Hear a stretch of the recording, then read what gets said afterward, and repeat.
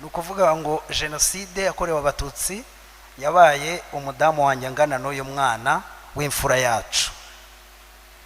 Ngewe jenoside itangira papa yaratubwiye ngo ni tuza tubwire, tujya muri salo, twara abana mvukana n'abana 7, aravuga ngo ni baduha ibiryo baratwongera, arangije aratubwira ngo noneho buri mwana wese nafata umwenda ashoboye, hanyuma buri wese ashaka hajya.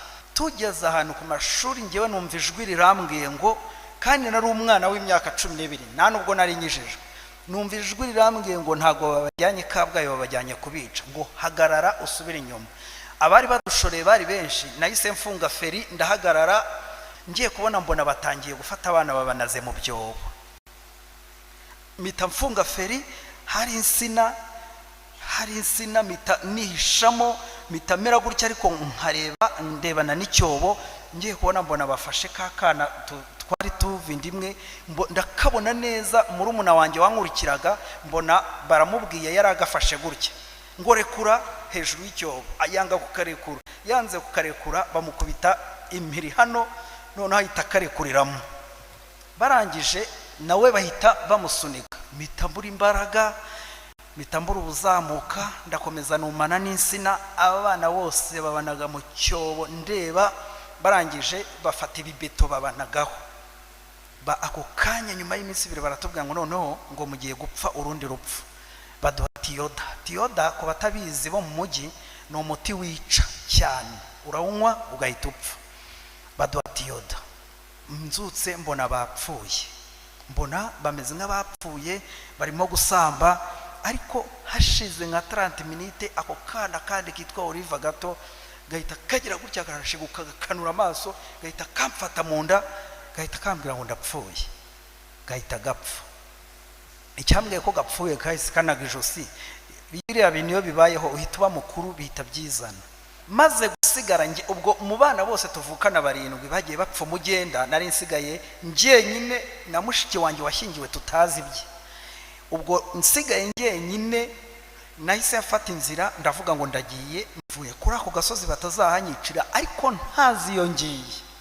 Nyuma ya jenoside ndasoje, ngewe umwijima wambanye mubi kuruta muri jenoside. Muri jenoside amajwi yose y'abana nagiye numva yabo tuvindimwe, uhereye kuri wa mwana wansabye ibiryo, uhereye kuri wa murumuna wanjye wapfuye ampamagara ati winsiga, ukageza kuri kakana kamfashe mu nda. Nyuma ya jenoside noneho nibwo nari ntangiye gutekereza ibyambayeho. Bavandimwe, nagize umwijima, nshaka kongera kwiyahura bwa kabiri. Umwijima uraza, yamajwi akajya nganiriza, nkajya mbona babana baraje baramfashe, habona wa undi arambwira ati mpihe ibiryo, ndwana n'amajwi, nta muntu mukuru ndi bubibwire, nta muntu ndi bubiganirize, nkarara ndeba, nagira igitotsi akaba ari byo bintu ndota. Ibyo ngibyo ni Imana ibikora. Ukurikije ibintu navuze muri make nahuye nabyo, nari kuba nkwiriye kuba ndi umusazi. Ya majwi yose n'abana bose bapfuye mbareba, no kwiyahura kose nari nkwiriye kuba ndi mu itabi ngenda nidunda, ntafite naho nidunda. Ariko kubera Yesu, muvuge ngo amen, kubera Yesu ubu ndi umunyarwanda mwiza, ndi umukristo mwiza, ubu ngubu ndi umukandida wo kuba icyo naba cyo cyose mu gihugu, kandi nkagishobora kubera Imana. Nitwa Bikorimana Aloyizi, ndi kumwe n'umuryango wanjye. Uyu ni umudamu wanjye yitwa Liliane Uwamahoro, ndi kumwe n'abana banjye. Niwe mfura yitwa Gashumba Rwibutso Nisi, uriya ni ukurikiraho yitwa Rafa, uyu nguyu yitwa Shama, uriya wo ku ruhande yitwa Jire, uyu nguyu ni umushyitsi yitwa Loïc. Hanyuma nifuje gushima Imana n'umuryango wanjye, nari mbimaranye iminsi kuzashima Imana kuri uno munsi. Ejo nandikiye umushumba wanjye musaba gushima Imana, ntabwo biba byoroshye kuri uyu munsi, ariko ndashimira umushumba wanjye kuko yamaye gushima Imana.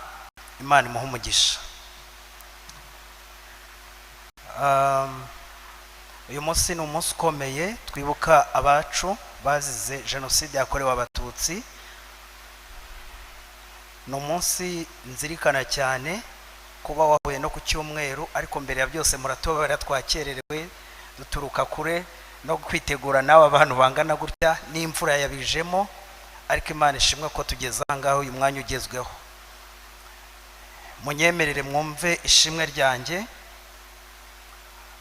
Muri jenoside yakorewe abatutsi giye nari mfite imyaka 12, ubu mfite imyaka 42.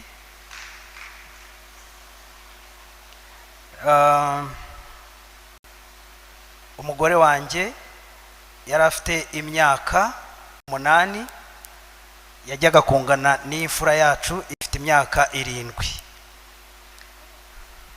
hanyuma aramvuguruje afite imyaka 8. ubwo nukuvuga ngo jenoside yakorewe abatutsi yabaye umudamu wanjye angana n'uyu mwana w'imfura yacu. hari igihe abantu bamenyera ibintu, imyaka 30 irashize. mu myaka 30 nshimye inshuro nyinshi, ariko ntago njya bimenyera. iteka ryose nzajya mbyibuka kandi nshimira Imana, kuko Imana yakoze ibintu bikomeye cyane. ndababwira mu minota mikeya, ntago ari ubuhamya burambuye, ariko kubera ko mfite intego yo gushimira Imana n'icyo nshaka kugeraho, ndabivuga mu minota mike cyane. nkuko nabibabwiye, jenoside yabaye ngewe mfite imyaka 12. mu by'ukuri umwana ufite imyaka 12 aba ari umwana utangiye gusa naho amenya ubwenge, ariko kandi aba ari ntacyo yari yamenya cyane. ngewe jenoside itangira, papa yaratubwiye ngo ni tuza tubwire, tujya muri salo, twara abana mvukana n'abana 7. aravuga ngo nibaduhe ibiryo, baduha ibiryo baratwongera. arangije aratubwira ngo noneho buri mwana wese nafata umwenda ashoboye, hanyuma buri wese ashaka hajya. twumvaga tugiye kumubaza ibibazo byinshi, kubera icyo twohereje, kubera iki tugiye, ariko nta mwanya wari uhari, nta nubwo ibyo twari kumubaza yari bubisubize, kubera ko nta yandi mahitamo. ntago iyo shusho nzayibagirwa. twahise tugenda, buri muntu wese afata utwangushye, duca ahantu hatandukanye uko twari 7, ariko ngewe na murumuna wanjye turajyana, twari abahungu 2 wacu. ntago ndi buvuge histoire yose ukuntu yagenze, ngiye gushimira Imana muri makeya impfu yankijije. Yesu ashimwe cyane. Imana yacu izi kurinda no gukiza. ibintu byose ngiye kubyihorera, histoire zose ngiye kuzihorera kuko mfite histoire ndende, ariko ngiye gushimira Imana kandi nzahora nyishima. niyo iyi tariki iguye bitari ku cyumweru, nshaka abantu nkabashyira hamwe nkababwira ngo nimureke nshimira Imana, kandi numva niteguye kutazamenyera ibi bintu, kuko nishimwe rikomeye cyane. byarakomeye, birakara, birakomera. jenoside igeze hagati byaje gukomera cyane, n'abana batoya barabadukira. munsi wa mbere mbona yuko ibintu bitoroshye, hari saa 12 z'igitondo mbyutse. nkibyuka, murumva twabaga mu giturage, nyurira umukingo ahantu ku nzira, mpita mpura n'umugabo ufite icyuma, ahita ambwira ngo ngwino hano. ndaza, ahita ambwira ngo usanga abandi bana hariya. bari begeranyije abandi bana benshi cyane bangana nk'aba ngaba. barangije baratubwira ngo nimutegereze. bazana abana benshi, baratubwira ngo hari ikintu tugiye kubamaza. ariko umuntu bari baturindishije akajya avuga ngo bagiye kutonje. Imana imbabarire ko nabeshye, narababeshye ndababwira ngo ndashonje, ngiye gusaba ibiryo. hanyuma ahantu ngiye gusaba ibiryo mpita nca mu idirishya ryabo, ndabacika. mpita ngenda njya ahantu ku mugezi witwa Kayumbu. imvura yaragwaga nyinshi, ntago nigeze mbona kuri kuzura. naragiye nicara mu masaka, amazi aranyuzuraho, ntago nabonaga ko wantwara. gusa icyo nshimira Imana nuko nicaye ngo kubera n'ubwoba, amazi ntacyo yarambwiye, arandengerangera nk'aha nicaye, ariko amazi ntiyantwara. ngarutse nsanga kubera ko bambuze baravuga ngo mushaka umwana w'inzobe, nari inzobe cyane, mushaka umwana w'inzobe waruri hano ngo nimumubura uyu aha hantu mwabahishe mwese turabica, ngo kandi turagaruka saa 11.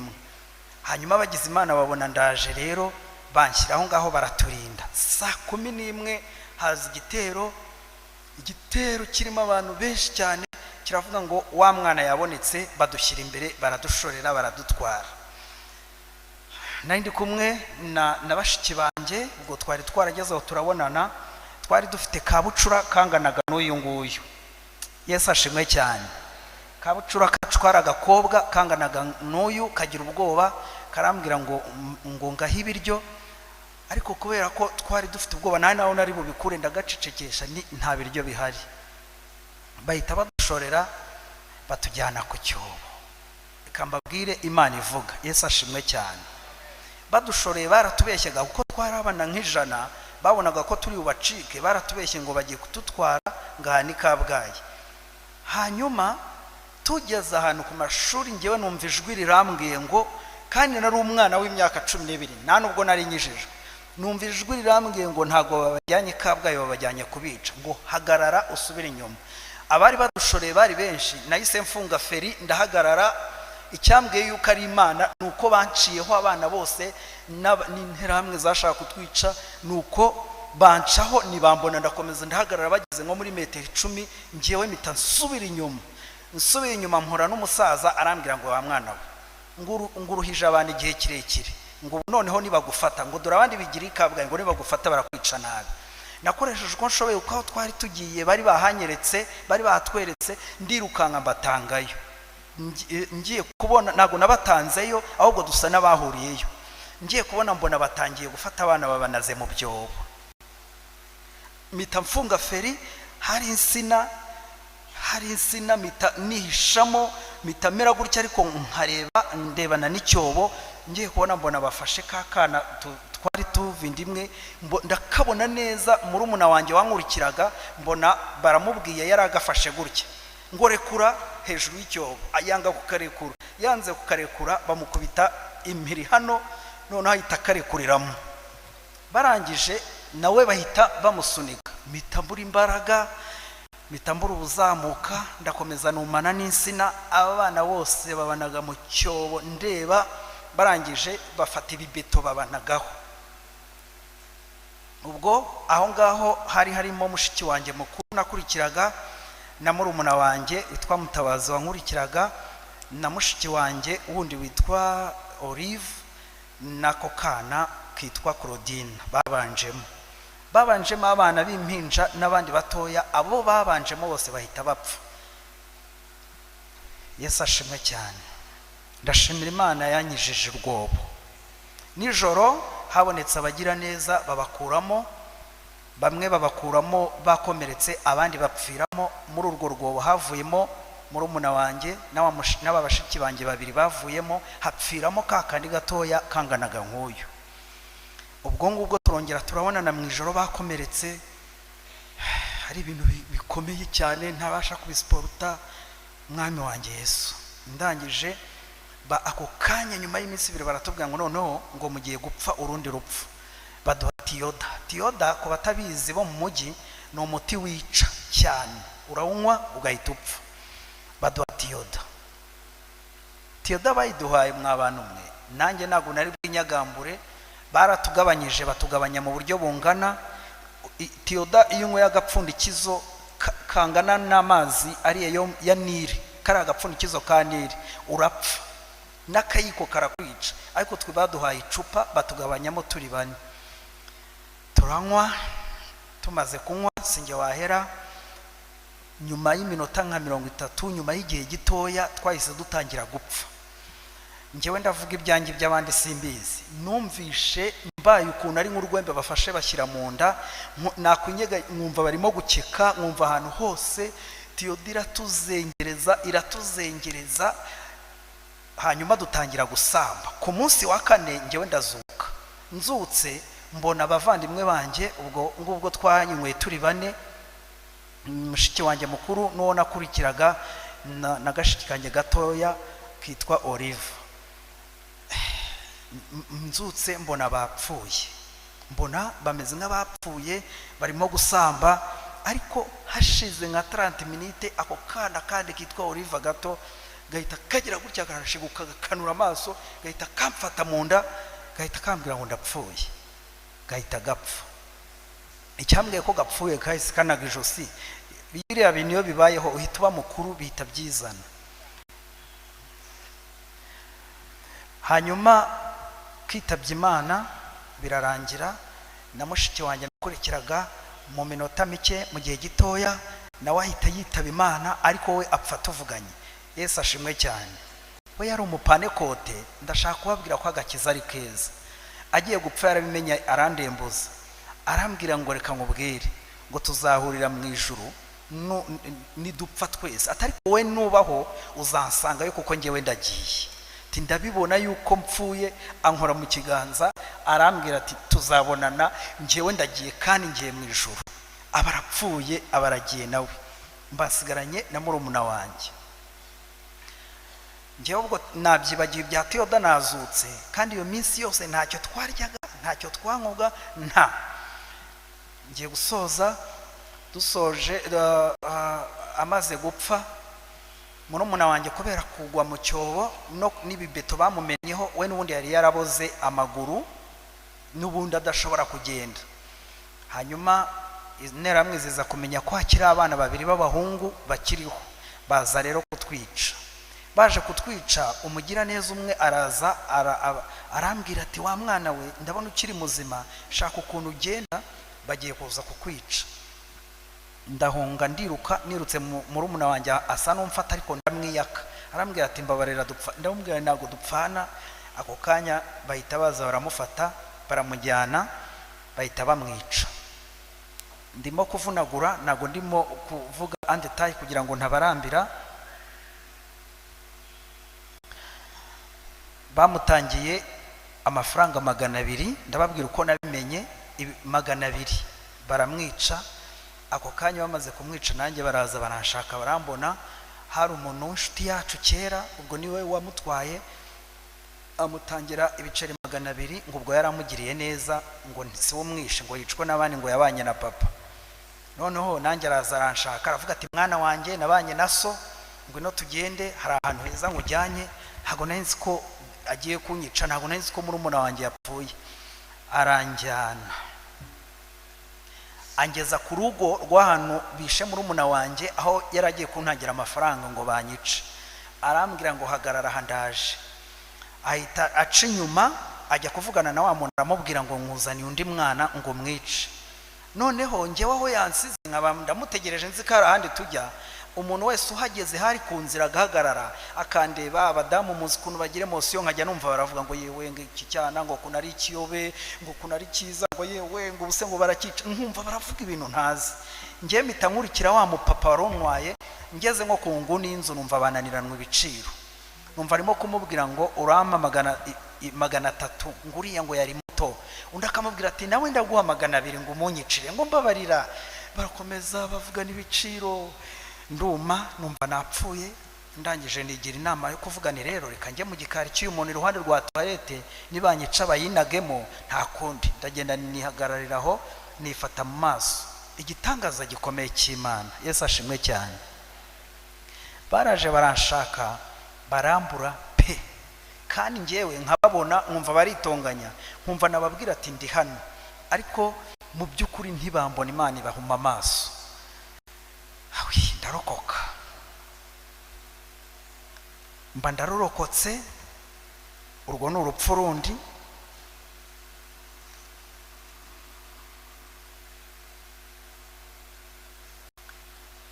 Ndangije ndagenda ntazi iyo njya, nari mutoya.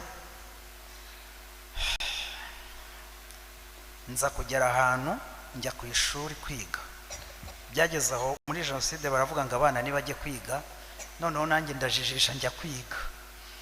Ngiye kwiga, noneho umunyeshuri twiganaga ntavuze izina ahita avuza induru, ajya kunaga muri toilette. Azana n'abandi bajya kunaga muri toilette, kandi bari abana pe. Noneho bangejeje ku muryango wa toilette, hari ikintu twitaga kadende. Kadende bavuzaga abanyeshuri ngo binjire. bavuza akadende, abana kubera batinya barimo bahita biruka, bansiga aho ngaho mba ndarokotse. Ndashaka gusoza ibintu bikurikiyeho, ntago nabivuga kuko nafata umwanya muri iri teraniro, nasimbutse impfu nyinshi, ntago mbifata nk'ibisanzwe. Imana ya Aburahamu na Isaka na Yakobo ihimbazwe.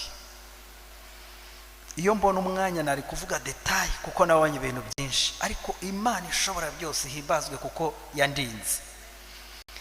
Nyuma ya jenoside rero ndasoje ubwo, hakoze umushumba kuko amaye umwanya, numvaga ndimo gutindira iteraniro. Uko narokotse rero,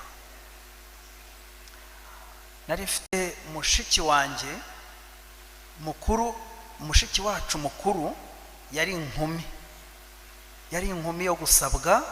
N'ubundi jenoside yabaye ari baragiye muri bya bindi bita gacaca, ariko atarakora ubukwe.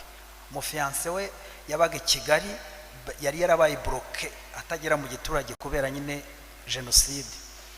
Hanyuma jenoside ikiba, hari undi muhungu wari waramukunze ariko ataramukunze.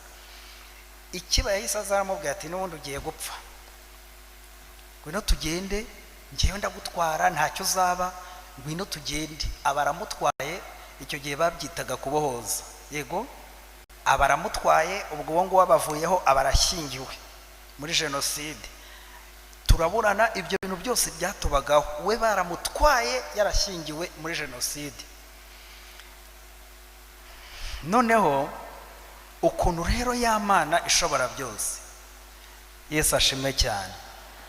Maze gusigara nge, ubwo mu bana bose tuvukana 7 bagiye bapfa mugenda, nari nsigaye njyenyine na mushiki wanjye washyingiwe tutazi ibye.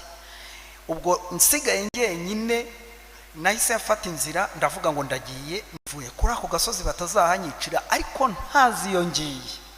Mfata inzira ndatumika, ariko ni nka y'Imana. Ndagenda bunyiriyeho, hari ahantu hari icyuma abantu baba mu giturage gisya ikawa. Noneho by'abana mpagera nka 2 z'ijoro, hari ukwezi, bitangenda ndagikinisha. Ntangira kugikinisha, nkabona ni byiza, nkabona ni byiza, nkabona nta muntu uhaca, nkabona nta muntu uhari, nkumva nahigumira, ndakomeza ndagikinisha. Kubera kumara igihe ntarya, numva ahantu bakaranze nk'amamesa, mpita nkurikirana, ndagenda ndazamuka, mpita ngera ku rugo. Kumba aho hantu niho mushiki wanjye bamutwaye. Noneho ngeze kuri urwo rugo, ndahagarara, nakomeza nkaruzenguruka kubera inzara, nkavuga ati aba bantu mbakomangire mbasaba ibiryo, nkumva bari bunyice. Kubera ibikoni byo mu giturage byabaga birimo imyenge, mpita njya guhengereza ku gikoni, mbona umuntu uri gusonga ubugari, ariko mbona yambaye agasengeri, hari udusengera abakobwa bo mu giturage bambaraga icyo gihe, turimo akantu hano sinzi ukuntu batwita, tuba turiho tw'utuderi nyine. Ndakabona ariko sinabona isura. Noneho ndakomeza nditegereza, ariko ngewe narebaga ubugari. Ngiye kubona, mbona isura ya mushiki wanjye. Hari yashize igihe, emosiyo ziraza by'abana, numva ngiye kurira, nzenguruka inzu, ndiruka, ku buryo umuntu waho mu rugo yahise yumva yuko hari umuntu inyuma. Bahita baza kunshaka, baranahuruza hirya no hino. Noneho bahuruje hirya no hino, hazamo n'abantu nyine, nawe urabyumva. Ndagenda mpita nihisha, bahita bashaka amatoroshi, bahita bantorosha, bahita bambona. Mushiki wanjye ataramenya akaringiye, bahita banzana, bati uwahesha. Ndabihorera, ndakomeza mera gutya. Noneho umugabo wari waramutwaye muri jenoside ahita agenda yiruka, ahita abwira mushiki wanjye ati uzi ko mbonye musaza wawe. Aramubwira ati oya, ati barashize. Arangije araza, ahambonye ahita avuza induru, nta kintu yitayeho, ahita ambaza ati se Leonira arihe? Ndamubwira ni Leonira yarapfuye. Uwo ni mushiki wanjye. Mutabazi se? Ni Mutabazi yarapfuye. Ukanaka se? Yarapfuye. Abantu bose mbwiye nkamubwira ni bose barapfuye kandi ndeba hasi.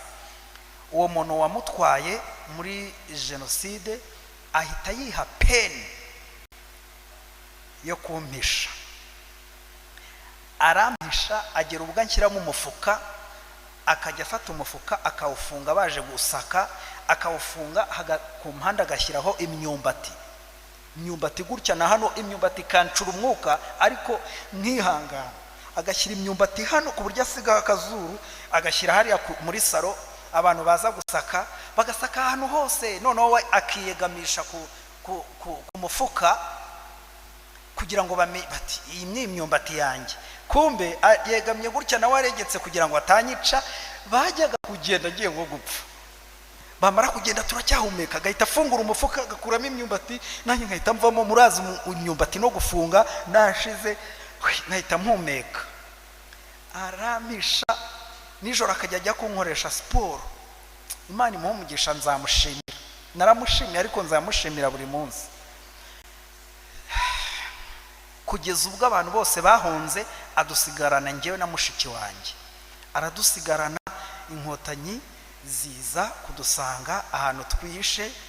Inkotanyi ndazishimira aho ziri hose, Imana iziho umugisha, n'iziri muri iri teraniro Imana iziho umugisha.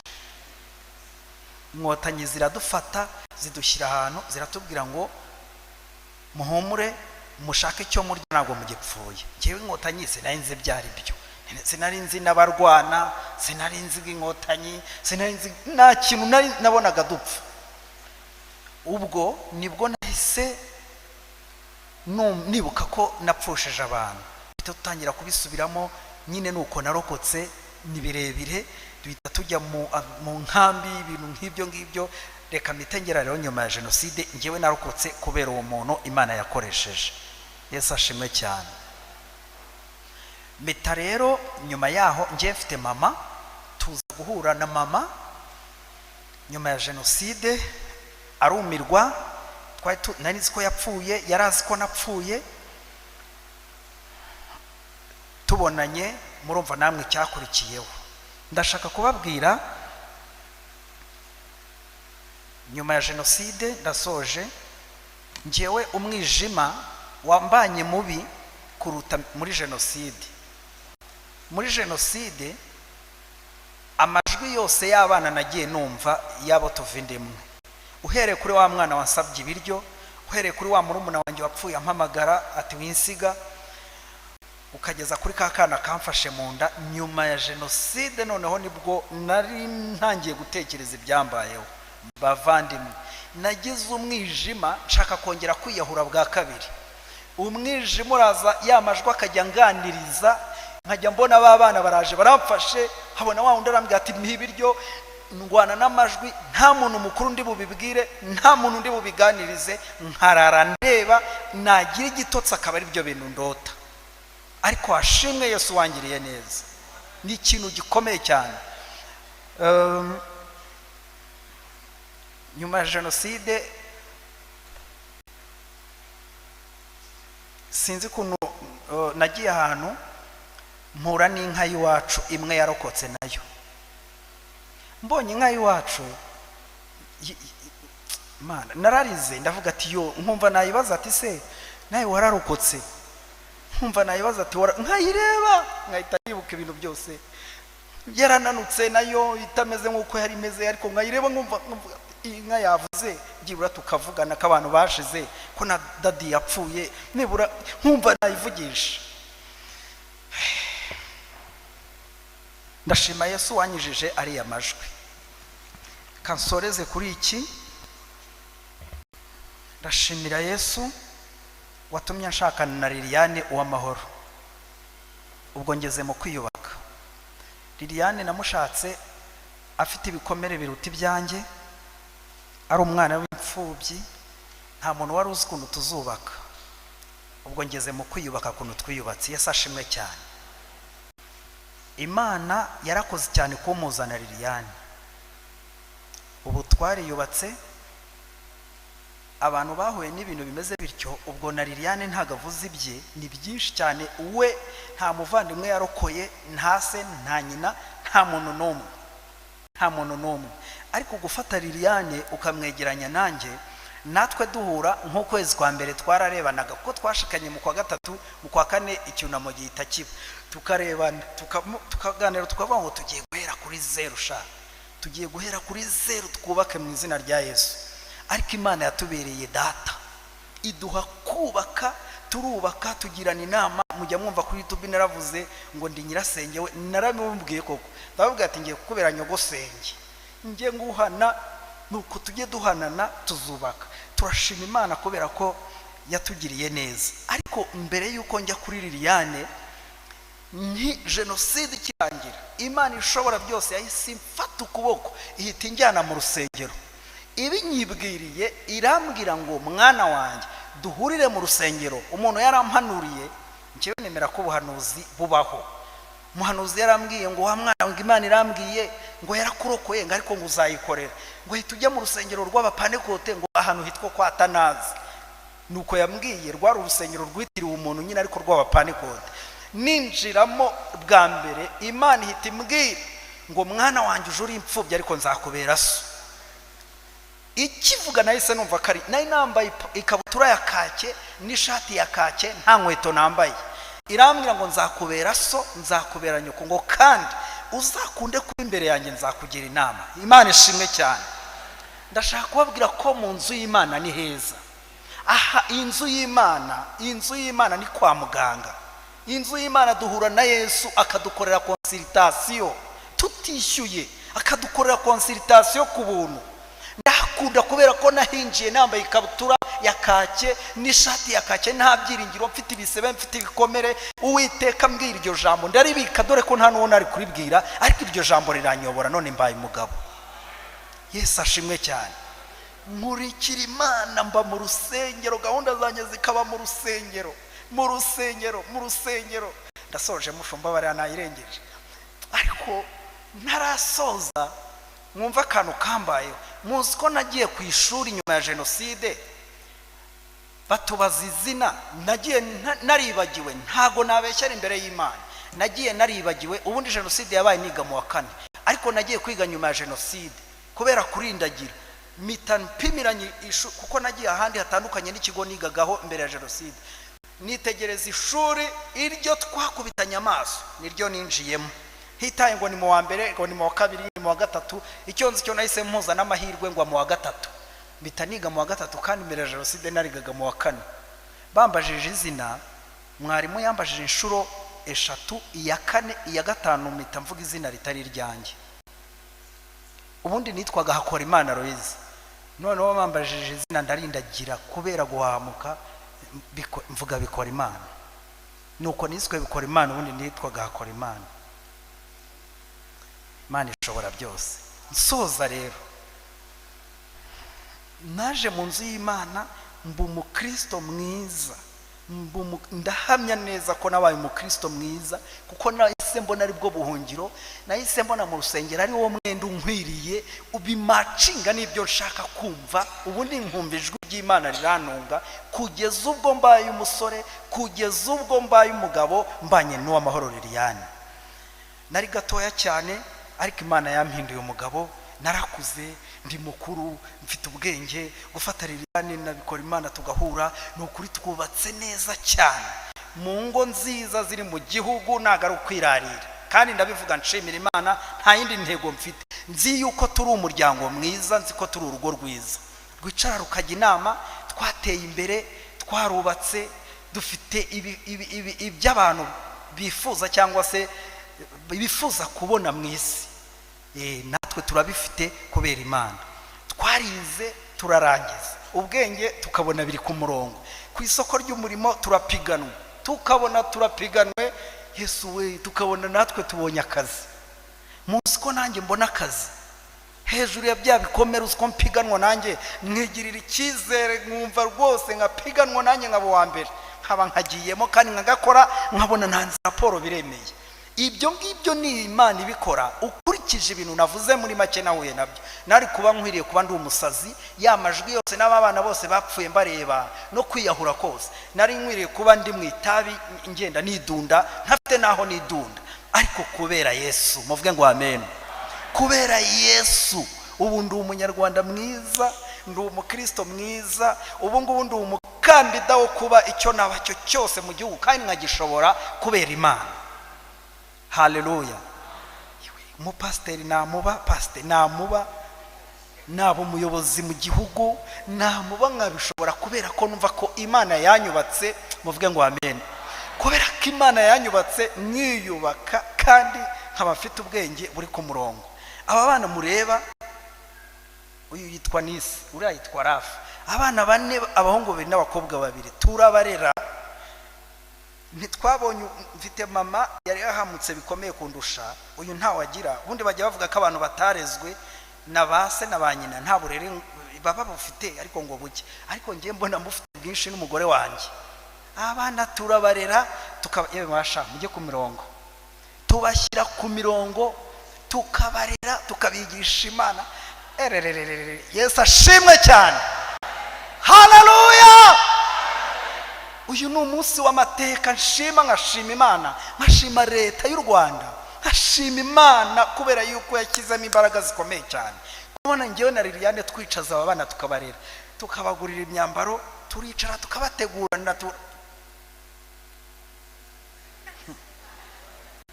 tukabikora kandi bikemera, tukabikora kandi bikemera. Ibintu byose turabyiga tukabimenya. Imana yatugiriye neza, dufite abana bane n'umugisha w'Imana. Murumva ko twashibutse kandi tugeze ku byiza. Nsoza mushimire Yesu wakoze icyo kintu. Icya kabiri, mushimire leta y'u Rwanda, mushimire n'inkotanyi zarakoze kuko nzibona, nazibonyemo Imana. Ubundi Uwiteka ahabwa icyubahiro kandi tuzagera kuri byinshi. Ntawemereye gukoma mu mashyi muri iki gihe, ariko mureke turambure ibiganza duhe Imana icyubahiro. Amen. Ishimwe ryanjye niryo ndivuze mu magambo makeya, ariko Imana ihabwe icyubahiro. Mungu w'amashuri azatangira ku itariki 8. Mfite stress y'abana bane, nyumvira nawe. Haleluya! Stress nziza y'umugisha n'uwomerutse kubyara nawe azatangira ku itariki 8. Mbese hari Imana inyuranye ibihe. Yesu ashimwe.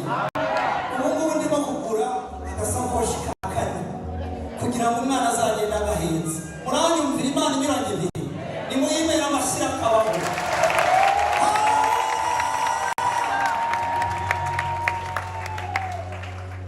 Imana ishimwe, Imana ishimwe. Kababwire ukuntu Imana inyuranye ibihe. Turi mu mashimwe Edoti. Ejo imaze icyumweru umwana wanjye w'umukobwa wa kabiri yaramamagaye arambwira ngo pa, ndashaka kugusohokana. Afite imyaka 8. Abwira ati ndashaka kugusohokana, ndashaka kukubwira ibintu bibiri. Ndamubwira ngo ni imikino y'abana. Kuwa kabiri akabinyibutsa, kuwa gatatu akabinyibutsa. Ejo ngiye kujya mu gukora, arambwira ngo papa, ibuka ko uyu munsi ntabwo biri burenge, turi bugende, kandi ndashaka wowe wenyine, nta wundi mwana uhari, na mama wawe adahari. Hari ibintu bibiri nshaka kukubwira. Ariko murumva Imana inyuranye ibihe. Nagiye muwiteguye gusohoka, turasohokana saa 1:30, turagenda twicara ahantu tunywa akantu, hasi turya n'akantu ku mwana wanjye w'umukobwa w'imyaka 8. Ibintu yambwiye n'ibanga, ariko kimwe yambwiye wese papa kuko gukunda inka yanjye, numva umwana aramunze pe. Haleluya!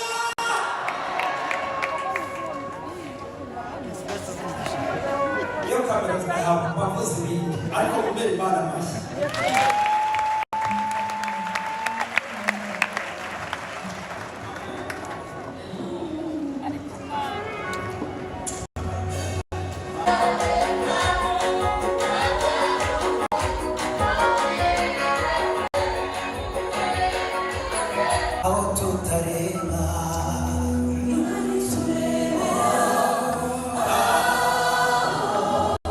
Imani tureba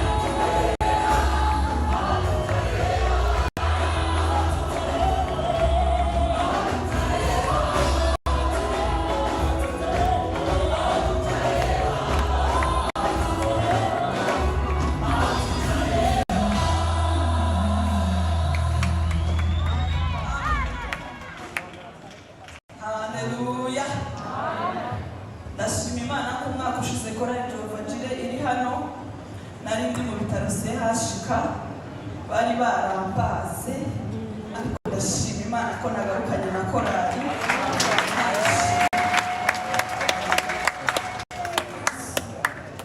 Imana ishimwe.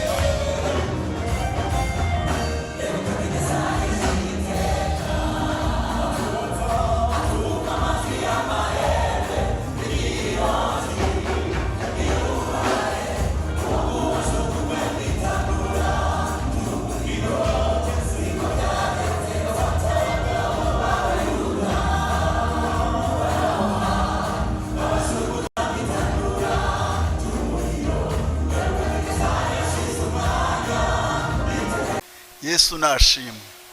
Haleluya. Ndabaramukije mu izina rya Yesu. Ni iminsi myinshi ngira ubuntu bukomeye kongera guhagarara hano, kandi mfite intashyo nyinshi za bene so. Murabizi ko nkunda Nibature. Abo twabanye muri Nibature barabizi nkunda Nibature. Bafite intashyo nyinshi, Batsinda, Gasave, Kacyiru, Karugira, Sejemu, Kurazo n'ahandi henshi. Imana ibaha umugisha.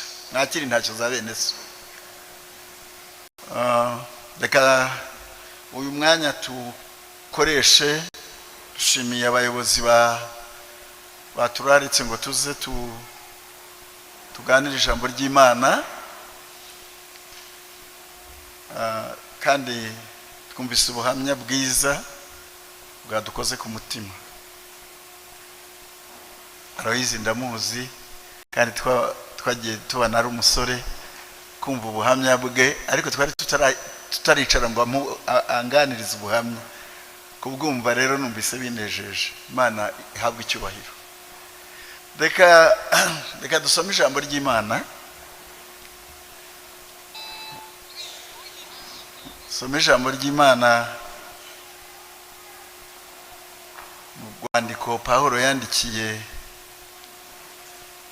Abikorinto kabiri.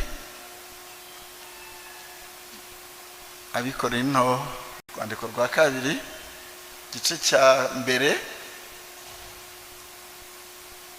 Reka dusome umurongo wa 3 kugeza ku wa 5, dusome no wa 10.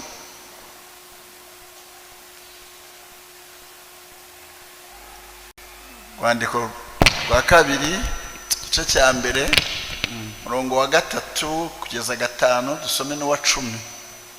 Dusome mu izina rya Yesu.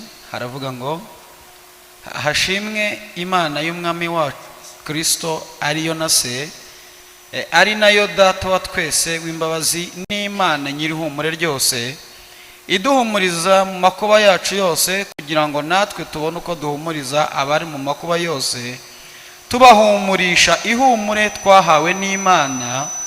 Kuko nk'uko ibyo Kristo yababajwe byadusesekaye cyane, niko no guhumurizwa kwatugwijijwemo na Kristo. Murongo w'10. Yaturokoye urupfu rukomeye rutyo, nanone iracyaturokora, kandi twiringira yuko izakomeza kuturokora. Amen. Amen. Gihagaze mwarimu Edimo nadusomere no rwandiko Abefeso igice cya kabiri umurongo wa 14 tugeze 16. Igice cya kabiri Abefeso, ni kuri page ya 94 Isezerano Rishya, igice cya kabiri mu rwandiko rwandikiye Abefeso, umurongo wa 14 kugeza 16. 14 kugeza 16. Dusome mu izina rya Yesu. Uwo niwe mahoro yacu, kuko yaduhinduye twebwe ababiri kuba umwe, akuyeho ubwanzi, ari bwo rusika rwari hagati yacu rutugabanya, amaze gukuzaho amategeko y'iby'imihango umubiri we, kugira ngo babiri abarememo umuntu umwe mushya muri we, ngo azane amahoro atyo, kandi ngo bombi abagire umubiri umwe, abungishe n'Imana umusaraba, awicishije bwa bwanzi. Amen. Amen. Yesu nashimwe. Yesu nashimwe. Haleluya. Ubu hari ukwiye gushimwa wa undi watanze imbaraga, undi uduha imbaraga zo gukomera no kwihangana. N'aba basirikari barwanye bakaturokora za ntambara, burya yabahaye imbaraga. Uyu mwanditsi avuga ijambo rikomeye, aravuga ngo hashimwe Imana. Haleluya. Hashimwe Imana mwami wacu Kristo niyo na se.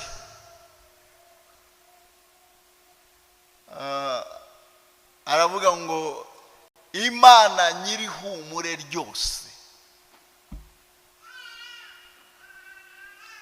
Imana ni itunzi humure. Yesu nashimwe. Haleluya.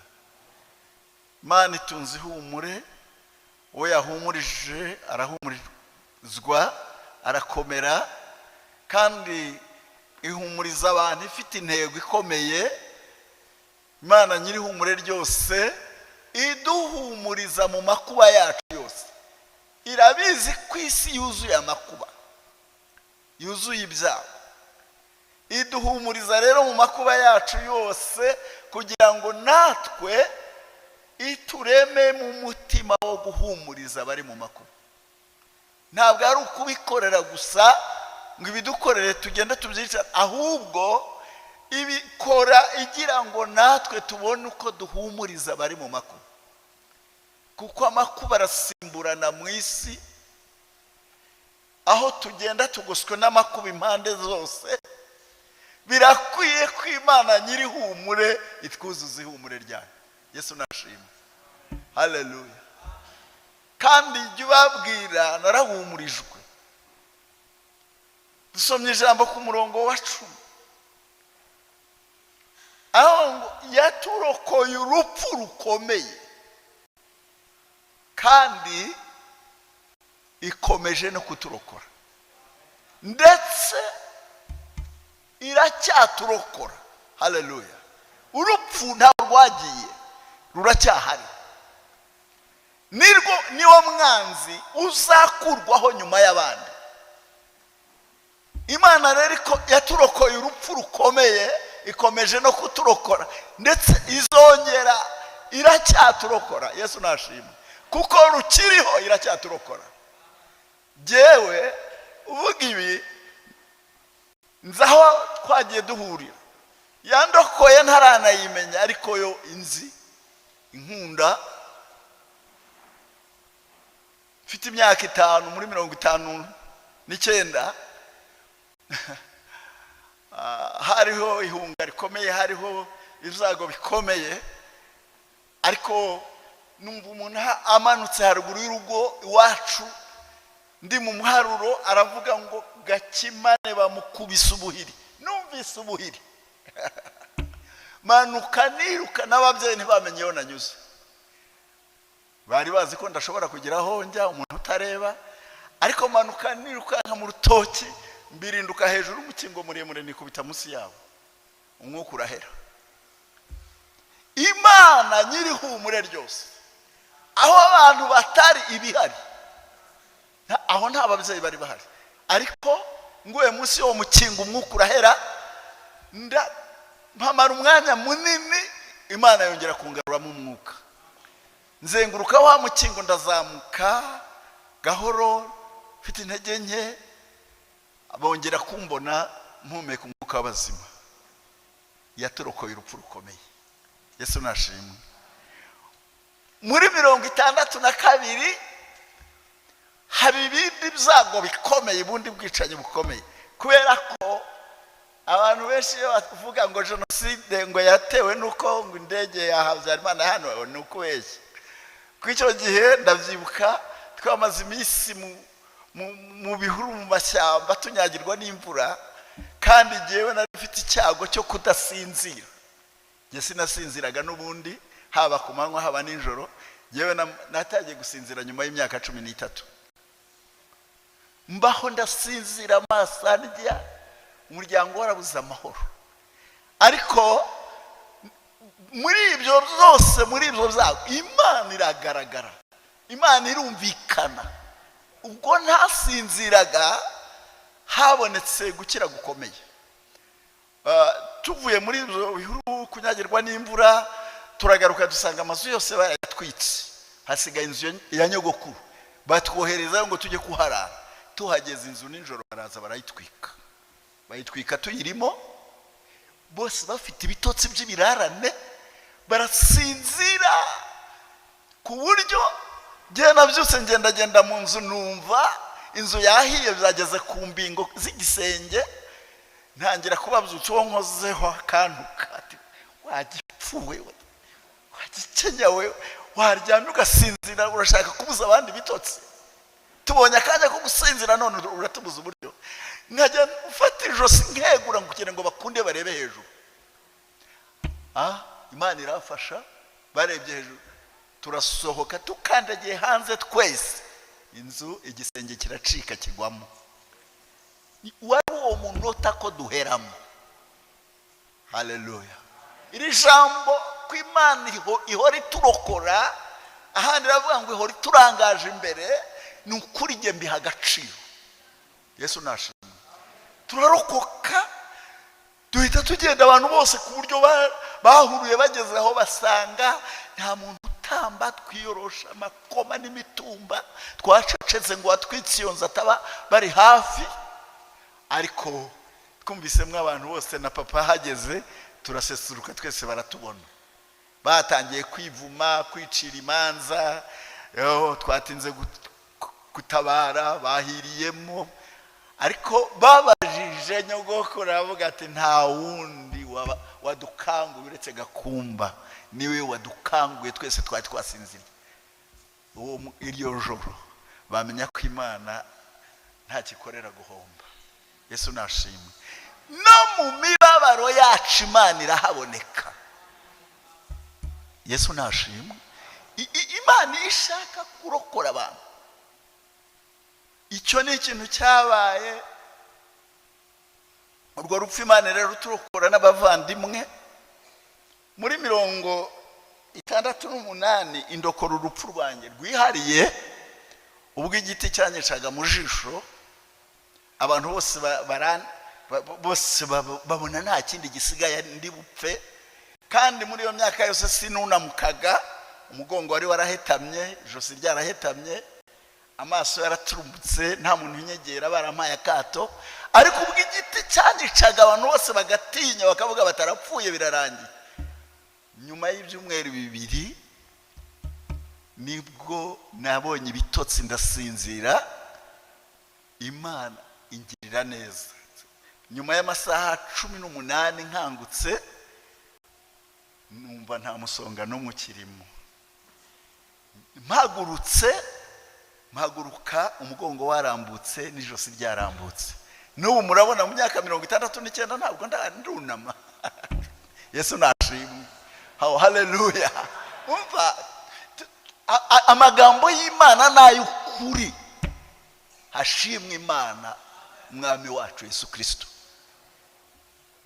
Niyo nase yaturokoye urupfu rukomeye. Ariko muri ibyo byose ni Imana nyirihumure ryose iduhumuriza mu makuba yacu yose. Kandi iduhumuriza ifite intego ko natwe tugenda tukajya guhumuriza abari mu makuba. Kuko amakuba ari menshi mu isi, kandi amakuba ntacyakuraho. Hari bizarangira Kristo agarutse. Niyo mpamvu rero dukwiye gukomera tugashikama. Haleluya. Tugahanga amaso Imana yayindi turokora urupfu rukomeye. N'ibya Kristo byadusesekayeho, ariko no kuhumurizwa byatugwijweho. Yesu nashimwe. Haleluya. Uru rupfu nawe wisubiyemo wasanga hari aho yakurokoye hatari hamwe. Jewe ndabitekereza muri uwo mwaka 68 nari mfite imyaka 13, niho numvise abantu bose babo, imiryango yose n'abazaga kure babonaga ko napfuye. Ariko nyuma y'ibyumweru 2 babona noneho ndakize, y'amaso abaye matoya, kuko rimwe ryari ryaravuyemo kuwemo n'igiti cy'umushingiriro, babona yose abaye matoya. Icya kabiri babona nunamutse sinyunamye. Ibintu byose Imana irabikemura. Yesu nashimwe. Buriya iyo yagukijije iragukiza, umuntu niwe wagabanya umusonga, ariko Imana yikijije n'umusonga irawukiza, ntabwo iwugabanya. Amen. Kuva uwo munsi ntokorwa nk'uko abandi batokorwa. nubwo amaso atahumutse nubwo ni ubushake bw'Imana, kuko ubw'Imana yamishuriraga ikantwara mwiyereko ikajya kunyereke abantu n'ibyo mubona namwe nkabibona nanjye nkabibona nkishima umunezero. Imana yarambwiye ngo ndashaka ngo nagira ngo nkumare irari ryo kureba. Uriya rero Imana uretse no kumara irari ryo kureba ishaka iba yaranayahumuye. Yesu nashimwe, haleluya. Urwo rupfu rwo muri 68 rarundenza, bose barahebye kandi ibi byazamo umusaruro. Amaso yanjye yongera kuba matoya, abana barantinyuka mva mu kato, umugongo wanjye urarambuka n'ijosi. 73 Imana indukora urundi rupfu. Yesu nashimwe, oh haleluya. Turi wacu nari ntarakizwa, ngiye kwihisha ahantu hari intambara zikomeye zari mu bigo by'abanyeshuri no mu baturage n'iwacu ku kigo zari byari cyane bikomeye. Umuntu azari yashaka abaza abo twagendanaga, numva ari kubabaza ahagaze ku muryango, nanjye mugeze inyuma ngiye kumusuhuza. Aravuga ngo cya gihuma nta cyageze ahangaha. Arababwira ngo nta wahageze, ngo yaharaye ngo ariko aragaruka. Akubita umuhoro hasi, ibitaka bintarukiraho, nari namugeze iruhande. Aravuga ngo simvaha icyo gihuma ntagiciye umutwe, nintagica umutwe Imana ibimpore. Nshingamano nsubira inyuma, ntiyabona n'igicucu. Imana yaturokoye urupfu rukomeye. Yesu nashimwe, oh haleluya. Neza nyura mu ikazi sasiye ndazamuka, nari jyenyine nta wundi muntu twari kumwe. Karitsiye z'iwacu aho mvuka nari nzizi, n'imbibi z'iwacu nari nzizi. Aho niho nakoreye imirimo myinshi, ngacuruza n'ikawa ngakora ibindi byose. Imana indindira aho ngaho. Yesu nashimwe, haleluya. 90 twikobere 91 mva hano i Kigali ngeze ku Kibuye, umuntu aranyitegereza azana igifunga cy'isuka akikubita, cyafasha agahanga gifata iryinyo, igice kimwe kikubita hasi. Ngira ngo agize agisida, ndamubwira niyo ubwo nawe ari agisida ugize, umpa amafaranga ngiye kunyura ku bitaro bya Mugonero, iki gice gisigayemo ngikuremo. Anshira mu maso, arambwira ngo genda wanyenze.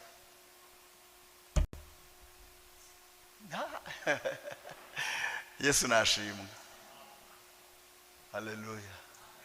Nsubira mu rugo, nkuramo imyambaro yagiyeho amaraso, ndakaraba neza. Nari ngiye gusenga hari ku cyumweru mu gitondo, ndongera ndagenda njya gusenga, umutwe nirirwa wamenetse, ariko Imana irandokora. Yesu nashimwe. 93 mu kwezi 92 badufatira hari Gahanga ikagasa, njye nasaba Gasani. Barara batuzenguruka batuvugiriza induru ngo inkota nyireba nihumye ngo bazifashe. Nezi urugamba ruturemeraho, aho naho mbona Imana iraturokoye. Yesu nashimwe, haleluya. Hano 93 mu kwezi kwa 11 mu kwezi kwa 12 kuri 31 z'ukwa 12 bantera mu rugo, bakubita ibirahure byose barabimenagura. Kubera abarokore bajyaga barara bansura, batembera, baza kuririmba. Nari maze iminsi nshingiwe, bakaza tukaganira, bataha bakavuga ngo abantu bakaritsira, bakavuga ngo inkotanyi zirara zikorera inama iwanjye. Barantera barakubita ibirahure byose, bimwe bitugwa hejuru to turyamye. Nabyo Imana iraturokora. Yesu nashimwe, hashimwe Imana nyirihumure ryose, hashimwe Imana nyirihumure ryose, haleluya. Ya iduhumuriza mu makuba yacu yose. Yesu ahabwa icyubahiro. Murumva itaraturokoye, nawe ngero ubare ibyawe urabibona. Ariko muri ibyo byose dusomye ijambo rivuga ngo uwo niwe mahoro yacu, uwo niwe mahoro yacu. Ibi byose nanyuzemo muri 79 nakiriye Yesu. Umunsi nihanaga ibyaha nkakira Yesu ndi mu cyumba, bakadusengera abandi bagahaguruka bakagenda, ngasigara mpfukamye, bakaza bakanyongora bati erega abandi bahagurutse bakagira ngo sinabimenye. Ndababwira nti nabimenye, ariko ndashaka kwatura ngipfukamye hano. Baragaruka abayobozi baraza baranse, natura ibyaha byose nakoze, numva umutima wanjye uraruhutse.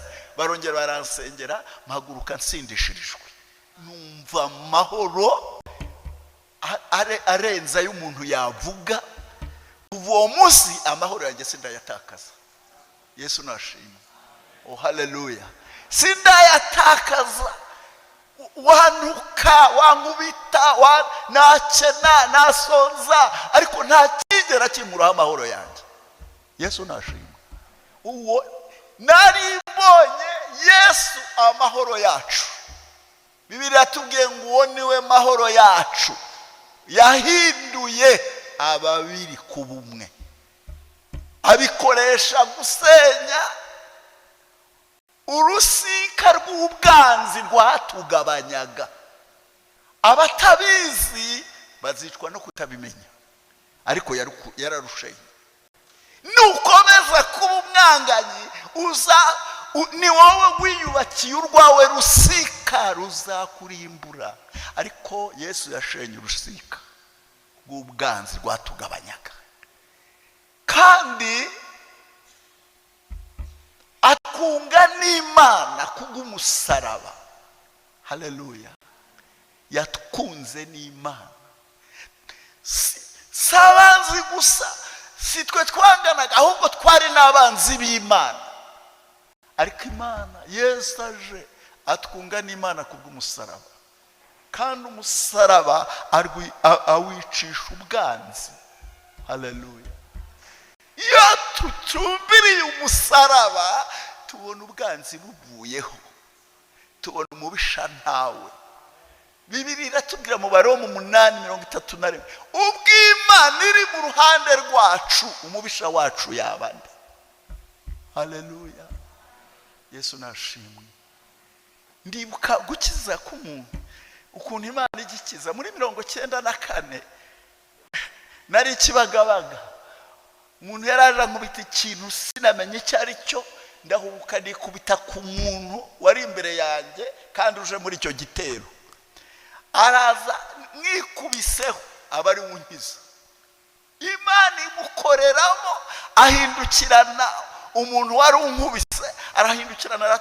Kandi murabizi iby'amoko bavuga hano mu Rwanda, umuhutu mutwe n'umututsi. Jewe ntabwo yari umuhutu, ntiyari n'umututsi, yari umutwe. Ahindukira n'uwari unkubise, ati puti mve nyuma, ati urica mwene wacu. Mba ndakize. Yesu nashimwe. Haleluya. Ndibuka umuhungu umwe twari kumwe, bamukubise hasi imbere yanjye, imbwa isumira akaguru kumukubise, iragashinga amenyo. Igihe akirwana nayo ndabanyuze mu maguru, aragenda, n'uyu munsi ariho. Imana yaturokoye urupfu rukomeye, kandi iracyaturokora. Haleluya.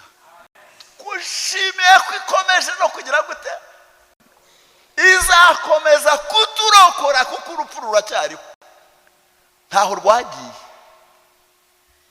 None se muri 97 imanutse mvuye hano muri Nibature, ntiyandokoye urupfu, nkagwa mu mwobo wa metero 7. Abantu ntibabizi, Valence twari kumwe ntabizi. Umwobo wa metero 7 nkawugwamo, abantu bagaterana bagashaka uko bankuramo bikabananira. Nataye nanjye ubwenge, ariko ijwi rinsangamo, umwuka wera ntaho hatagusanga. Ansangamo arambwira ngo humura, n'abacukuye uwo mwobo bavagamo. Abimbwiye numva imbaraga z'Imana zinjeho, ndabyuka ubwenge bugaruka ku gihe cyabwo, ku mwanya wabwo.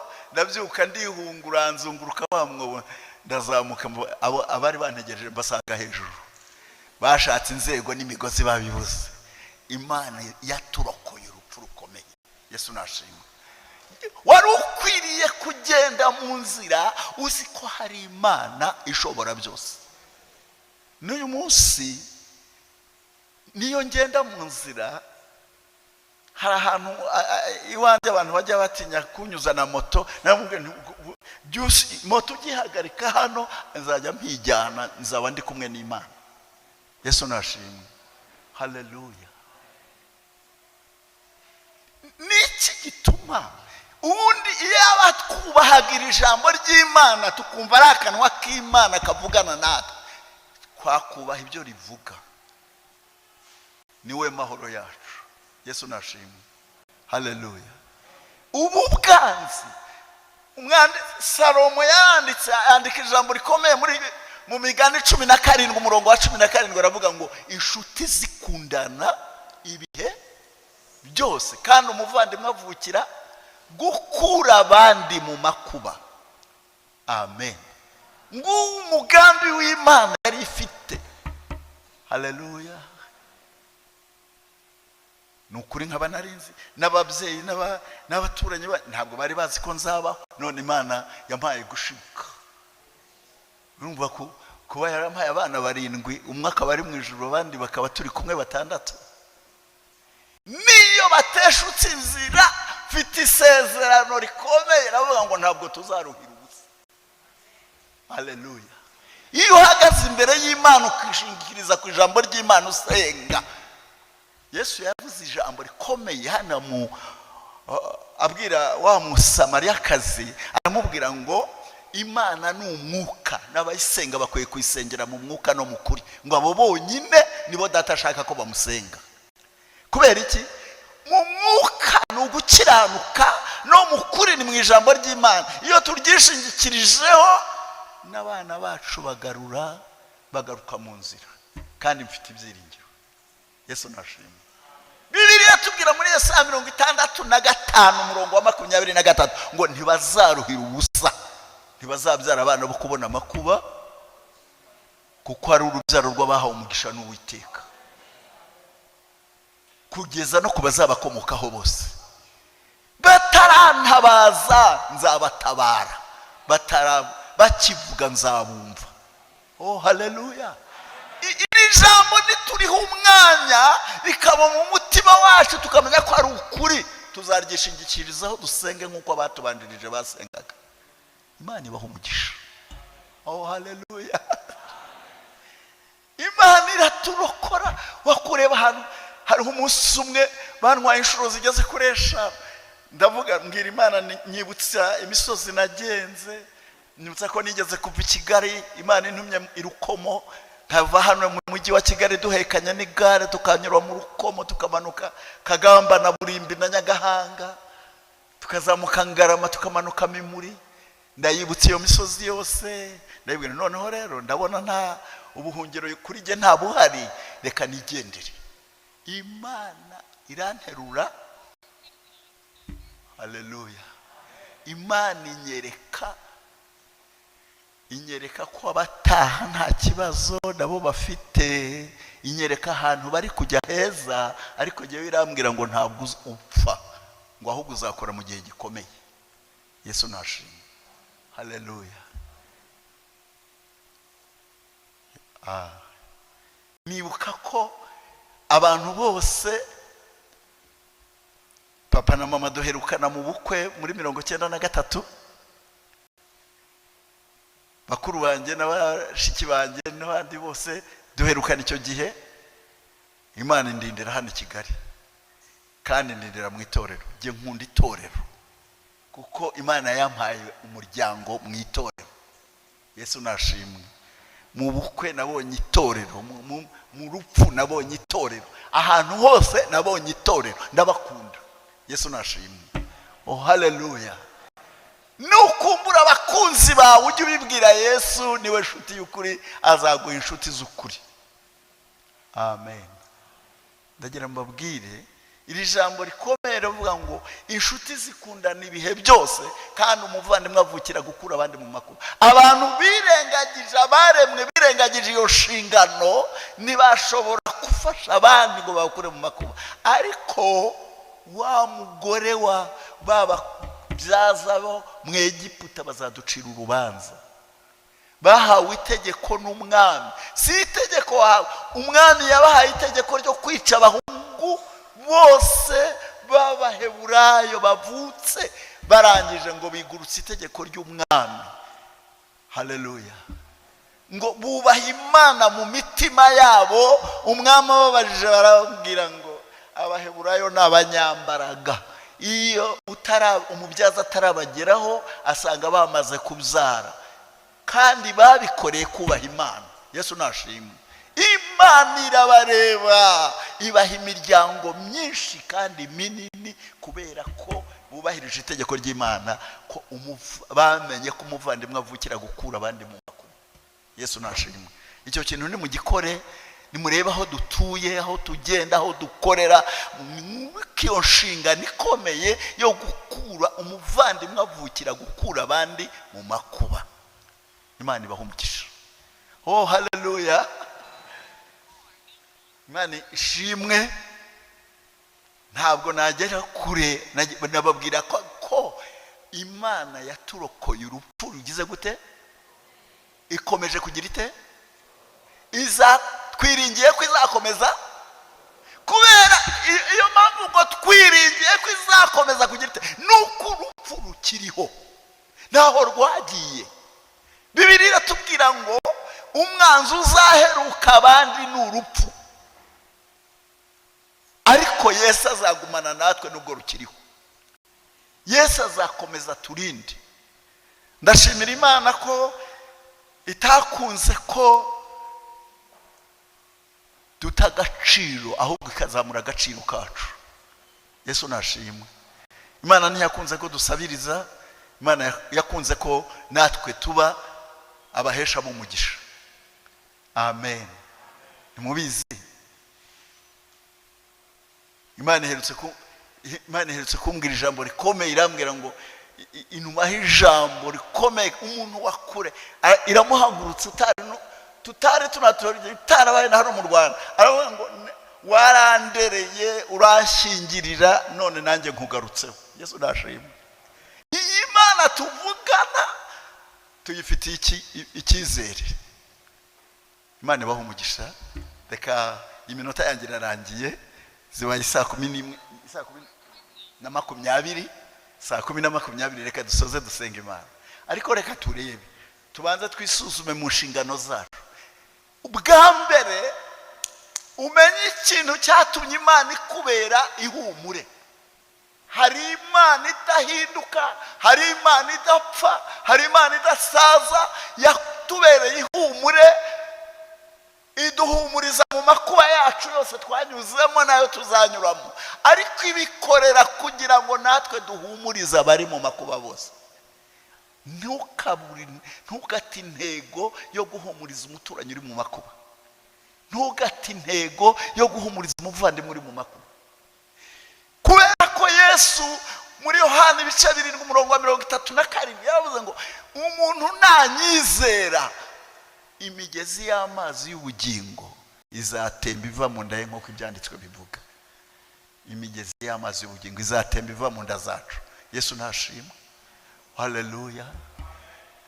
Mwabyemera, mwanyemerera, mukemerera Imana isumba byose iz'imitima yacu, aho tutahumurije abandi, aho twataye intego yo gukura bene data mu makuba, uyu mwana tugahagurukira imbere y'Imana, tukabwira Imana mu mitima yacu, tukayibwira ngo Mana tubabarire, tugiye gukora intego yawe.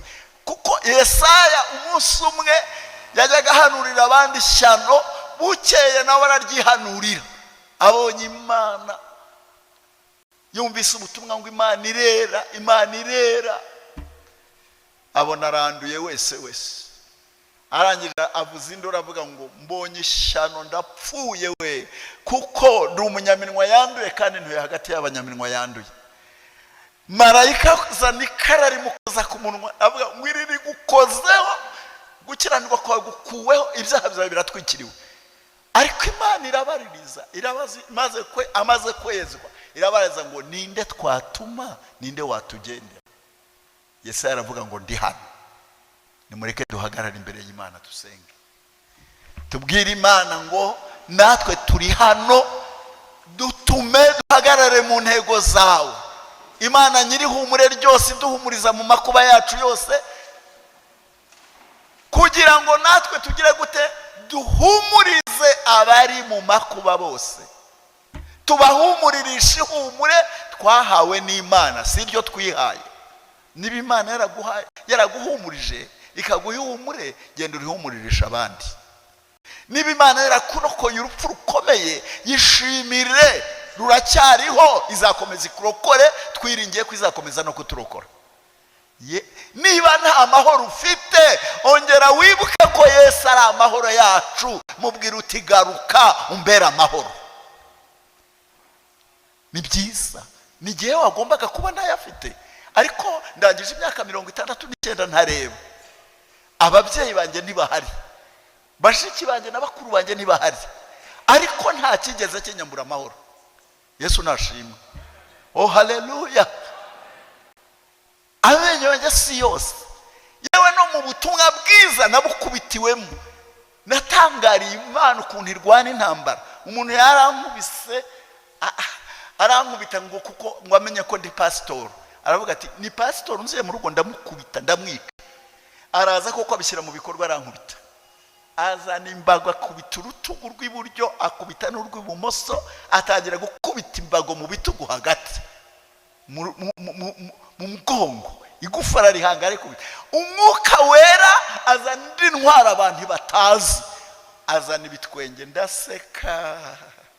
Ndaseka ndangije, wa wundi wankubitaga arahagarara, arekeraho gukubita, yumva bimubereye igitangaza. Nanjye ndahaguruka ndamubwira, muzehe abashyitsi b'iwanyu nuko mubakira. Ndagenda dufatana mu kiganza, turasohokana, umujinya urashira.